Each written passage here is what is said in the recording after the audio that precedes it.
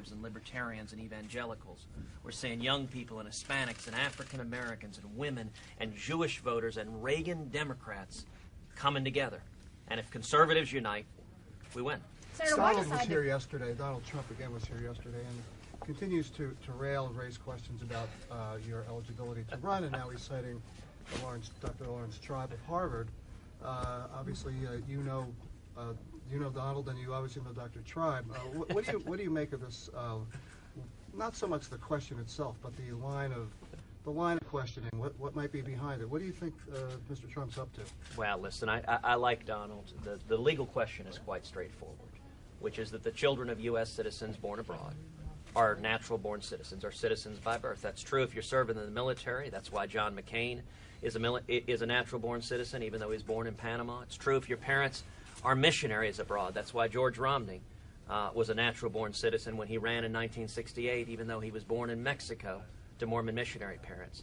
The legal question is straightforward, but I understand why my opponents are throwing more and more attacks. 4 weeks ago, just about every Republican in the race was attacking Donald Trump. Today, just about every Republican is attacking me.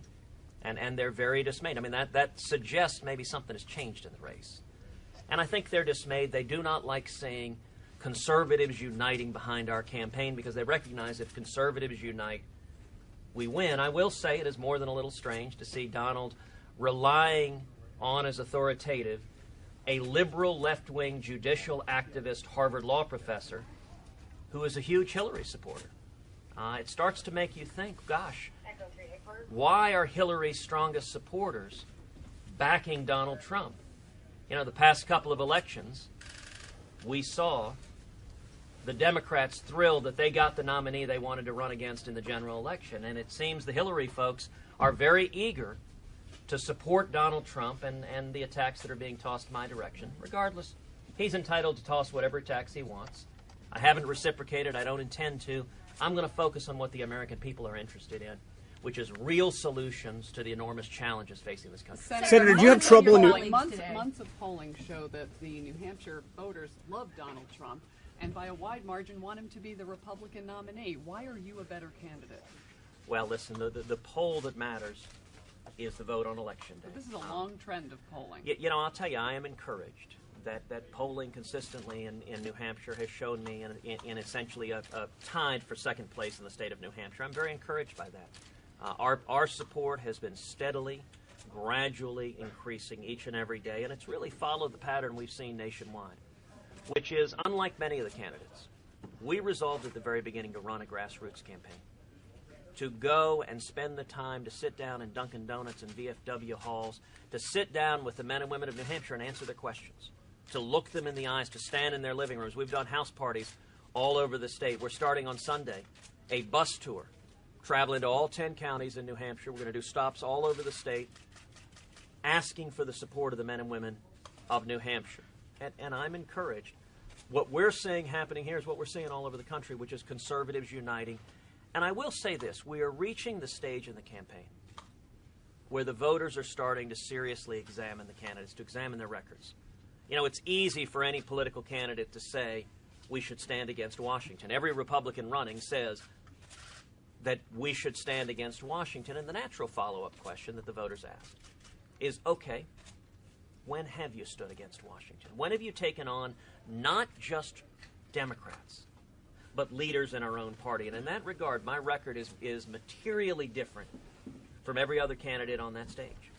In 2013, when millions of Americans rose up against the disaster that is Obamacare, I was proud to stand with them and lead the fight against Obamacare. And the other men and women on that stage were nowhere to be found. In 2014, when President Obama and Chuck Schumer and the establishment Republicans were pushing a massive amnesty plan, I was proud to stand with millions of Americans leading the fight against amnesty and to defeat amnesty. And if you look at the other men and women on that debate stage, including candidates who, now that they're presidential candidates, have discovered illegal immigration, none of them were anywhere to be found. When the battle was being fought, when we actually had a real meaningful fight, when Barack Obama was on the verge of passing a massive amnesty plan for 12 million illegal aliens, I stood side by side with Jeff Sessions and Steve King and led the fight against amnesty, and we defeated it, and the other candidates were nowhere to be found. And the reason we are saying conservatives uniting behind our campaign is the American people recognize there's a difference between a campaign conservative, someone who talks a good game while they're on the campaign trail, and a consistent conservative, someone who has been the same yesterday, today, and tomorrow, someone who's been a fiscal conservative, a social conservative, a national security conservative, someone who has a record of standing and fighting for the Constitution. Did you have to win New Hampshire? Is New Hampshire a make-or-break state for you? Why not join the rest of your colleagues at the President's State of the Union speech tonight? Why come here to deliver this message on the Second Amendment? Well, tonight will be no surprise what Barack Obama says in the State of the Union. We've seen this play, sadly, 7 times before. And the president will crow triumphant about what he views as an economy that's doing great. And if you are a big government lobbyist, he's right. The lobbyists have done great under Barack Obama's economy. The billionaires have done great under Barack Obama's economy. The top 1% of this country earn a higher share of our income than any year since 1928. The 6 counties surrounding Washington, D.C. are among the 10 wealthiest counties in America.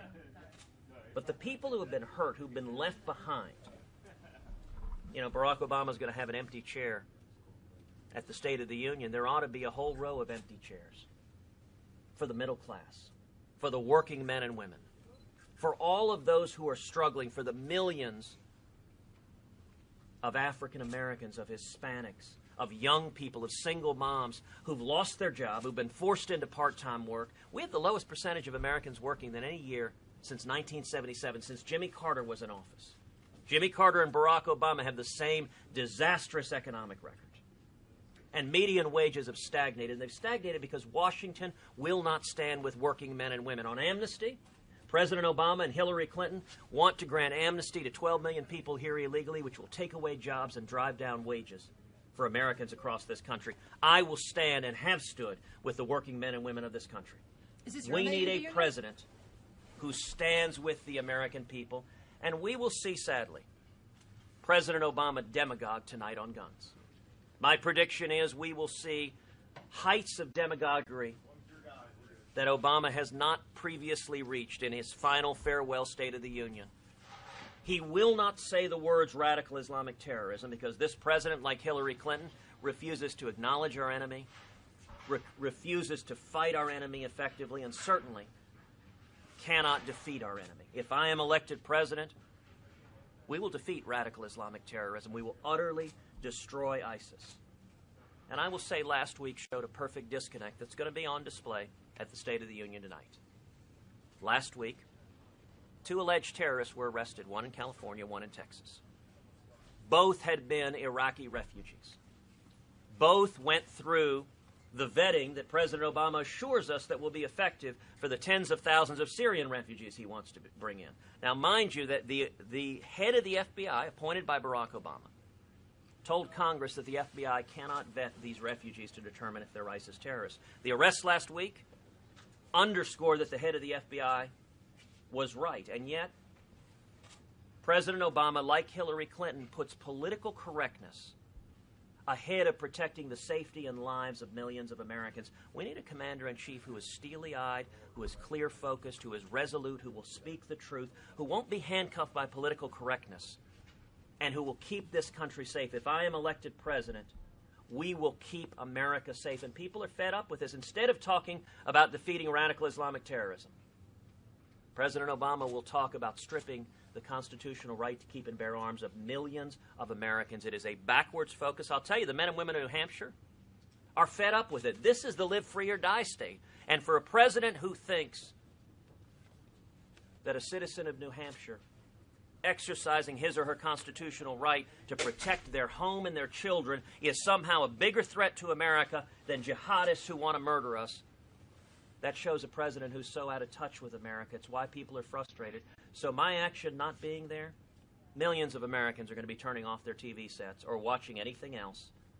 I intend to be here in New Hampshire, asking for the votes of the men and women here, working to earn the support of courageous conservatives across New Hampshire and across the country, And I could not be more encouraged by the support we're seeing on the ground each and every day. And by the way, the best indication of the support is the volume and frequency of the attacks. You know, there's an old saying, if you're not taking flak, you're not over the target. As you see other candidates in this race feeling greater and greater senses of panic, they will attack more and more and more frequently. I have not and will not reciprocate. But I think we're getting to, as Reagan would say, a time for choosing, and conservatives are choosing to come together. Do you need New Hampshire win the nomination?